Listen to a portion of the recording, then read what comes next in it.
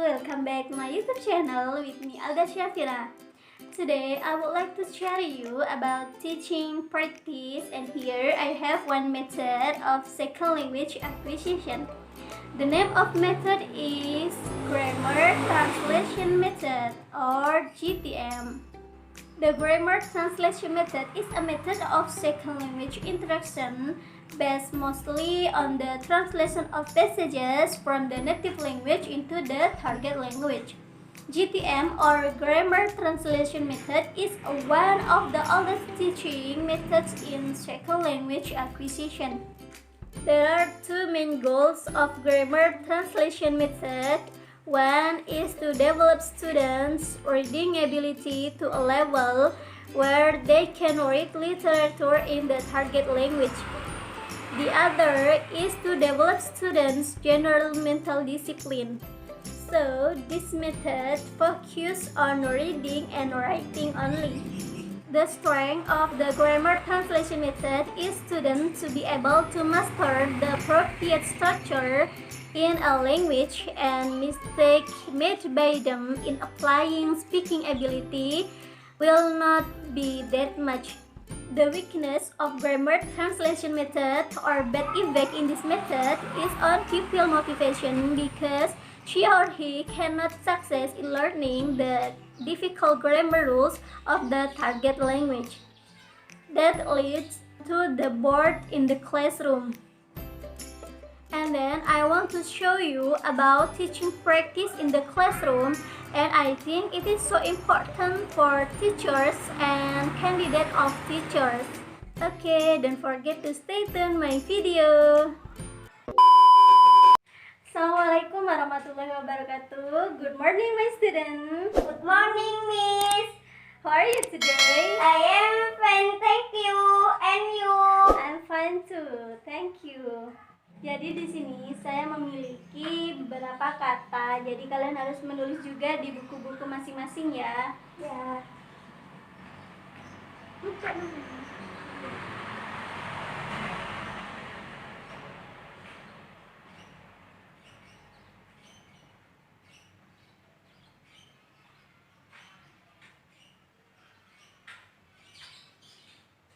Nah, di sini ada 3 kata. Yang kata pertama saya, kata kedua adalah makan, dan kata ketiga adalah nasi. Kalau dijadikan satu dari 3 kata tadi menjadi kalimat. Nah, sekarang kita mengartikan satu per kata tersebut. Yang pertama, saya, bahasa Inggrisnya I. Makan, bahasa Inggrisnya eat. Nasi, bahasa Inggrisnya rice. Nah, di sini saya juga memiliki 3 kata dalam bahasa Inggris. Saya artinya I. Ikuti ya.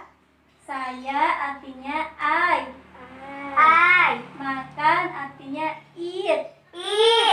Nasi artinya rice. Jadi kalau digabung, I eat rice. Ya, bagus. Nah, jadi ini tadi termasuk kalimat yang kakak kasih yang pertama ya. Kemudian ada kata yang kedua.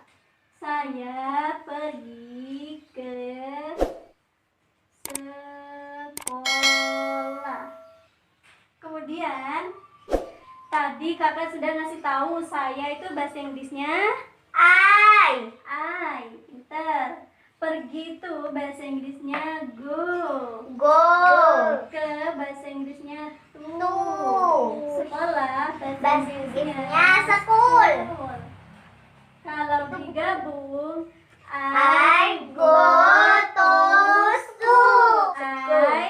I go to school. Bagus. Yang pertama, saya makan nasi. Apa bahasa Inggrisnya? I eat rice. Ya. Yang kedua, saya pergi ke sekolah. I go to school. Baik, nanti kakak kasih pertanyaan sebelum kalian pulang.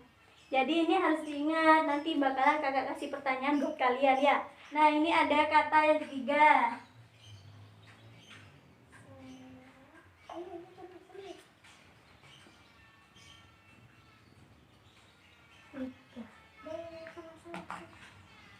Nah, yang ketiga, saya membaca buku. Saya apa bahasa Inggrisnya? Saya I. Membaca bahasa Inggrisnya read. Buku bahasa Inggrisnya? Buku bahasa Inggrisnya? Inggrisnya book. Book. Nah, kalau digabung, I read book. I read book. Ya, dari atas lagi ya. Tunggu, aku belum nulis. Nah, di sini sudah ada 3 kalimat ya. Yang pertama, saya makan nasi. Apa bahasa Inggrisnya? I eat rice. Rice. Yang kedua, saya pergi ke sekolah. Bahasa Inggrisnya I go to school. Bagus. Yang ketiga, saya membaca buku. I read book. Bagus. Karena waktunya sudah habis, jadi kalian bisa merapikan barang-barang kalian dan kalian bisa bersiap untuk pulang. Namun, sebelum pulang kalian harus menjawab beberapa pertanyaan yang kakak berikan.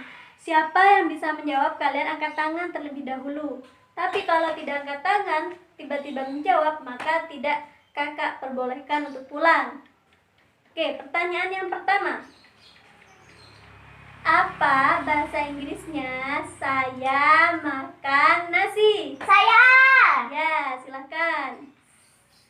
I eat rice. Iya, benar.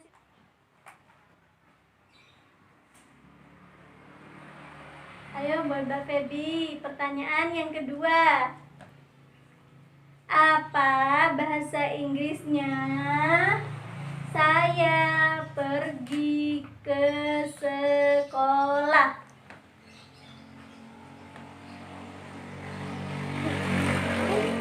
I go to school. Ayo yang cepat. I Go school. Lo ke-nya mana? I Go to school. Ya bagus, ayo pulang. Besok belajar yang lebih giat ya. Kalau waktunya belajar, jangan mainan kertas. I think enough for the information of teaching practice in the classroom about grammar translation method. The last I say, Assalamualaikum warahmatullahi wabarakatuh.